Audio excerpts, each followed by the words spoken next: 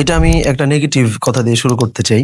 ধরেন আপনি টাইম কতই ম্যানেজ করতে পারবেন? আপনার টাইমও ২৪ ঘন্টা, আমারটাও ২৪ ঘন্টা। কেউ তো যে ভয়াবহ রকম যে অলস, ওরটা যে ২৩ ঘন্টা তা না। আবার খুব প্রোডাক্টিভ যে ওরটা যে ২৫ ঘন্টা তাও না।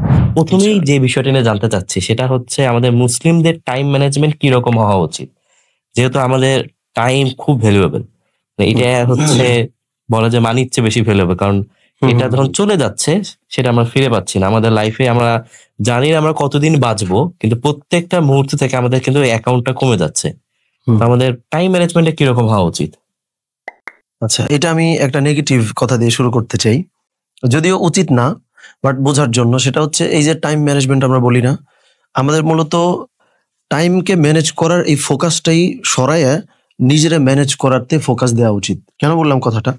কারণ হচ্ছে আল্লাহ সুবহানাহু ওয়া তাআলা মানে আমরা হাসরের মাঠে আমাদেরকে যেই প্রশ্নগুলোর উত্তর দেওয়া ছাড়া আমাদের কদমটাই নাড়ানোর কোনো সুযোগ নেই, হাদিসের মধ্যে আসছে।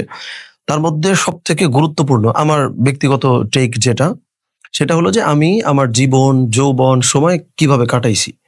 এখন কথা হলো, আমরা যখনই টাইম ম্যানেজমেন্টে চলে যাই যে আমি এই কয়টা এই কাজ করব, এটা করব, ওইটা করব, তাহলে একটা বড় অসুবিধা হচ্ছে আমার নিজেকে বা সেলফ যে কন্ট্রোল, এইটাতে যে আমাদের বেশি ফোকাস দেওয়া উচিত, এই জায়গাটা আমরা অনেকে মিস করি। আচ্ছা, তাইলে ধরেন আল্লাহ সুবহানাহু ওয়া তাআলা কিন্তু ধরেন আপনি টাইম কতই ম্যানেজ করতে পারবেন? আপনার টাইমও ২৪ ঘন্টা, আমারটাও ২৪ ঘন্টা। কেউ তো যে ভয়াবহ রকম যে অলস, ওরটা যে ২৩ ঘন্টা তা না। আবার খুব প্রোডাক্টিভ যে ওরটা যে ২৫ ঘন্টা তাও না। সো সবারই যেহেতু ২৪ ঘন্টা, সো আমার মনে হয় যে টাইম ম্যানেজমেন্টে ফোকাস সরায়া আমারে আমি কেমনে ম্যানেজ করতে পারি এই দিকে ফোকাস নিজেকে দেওয়া উচিত। ম্যানেজ করবো। রাইট। এখন এই ক্ষেত্রে ধরেন আমি আরেকটা বিষয় বলতে চাই যে আমি যখন অলস, লাইক হচ্ছে আমি টাইম মতো কাজ করতেছি না বা ঠিক মতো নামাজ আদায় করছি না, কিছুই করলাম না, এইটাকে সাধারণভাবে আপনি কিন্তু কোনো গুনাহের কাজ মনে করবেন না। সেটা কিভাবে? ধরেন লাইক আপনি এক ওয়াক্ত নামাজ আদায় করেন নাই, আপনি কিন্তু জানেন যে আপনি একটা গুনাহের কাজ করলেন, বা কাউরে হচ্ছে চিট করছেন কারোর সঙ্গে, এটা জানেন আপনি গুনাহ হইছে। কিন্তু অলস হওয়া গুনাহ এইভাবে কিন্তু আমরা আসলে চিন্তা করতে পারি না। অথচ দেখেন রাসূল সাল্লাল্লাহু আলাইহি ওয়াসাল্লাম হাদিসের মধ্যে কিন্তু বলছেন যে আল্লাহুম্মা ইন্নী আউযু বিকা মিনাল কাসলি। একটা লম্বা হাদিস, আমি জাস্ট ছোট অংশটা বললাম যে রাসূলুল্লাহ সাল্লাল্লাহু আলাইহি ওয়াসাল্লাম কাসলুন বা অলসতা, এটা থেকে আশ্রয় চাইতেন। সময়টাকে আমরা ম্যানেজ করার জন্য নানান টেকনিক অবলম্বন করি, নিজেরে ম্যানেজ করতে চাই না।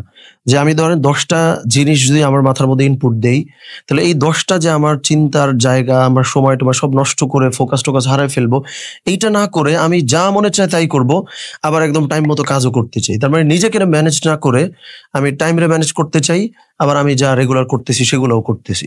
সো এই জায়গাগুলো আমার মনে হয়েছে যে ফান্ডামেন্টালি কিছু জায়গায় আমরা আসলে ভুল করি। তো এটা আমি আপনার জাস্ট প্রথম অংশে মিলাইলাম যে আমরা তো লম্বা আলোচনা করবো আশা করি ইনশাআল্লাহ। সো এই আলোচনা আমার মনে হয়েছে যে প্রথমত আমাদের মাইন্ডসেটটা চেঞ্জ করা উচিত। যদি আমরা বলি যে টাইম যদি ম্যানেজ করতে চান, মাইন্ডসেট চেঞ্জ করতে হবে। এইটা একটা বড় জায়গা। এটা করলে কিছুটা কন্ট্রোলে আসা সম্ভব।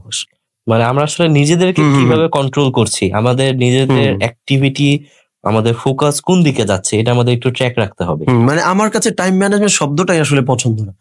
টাইম তো আসলে কেমনে কি ম্যানেজ করে, আমি আমারে ম্যানেজ করতেছি কেমনে। সো এই জায়গাটা আমি বেশি ফোকাস করতে চাই।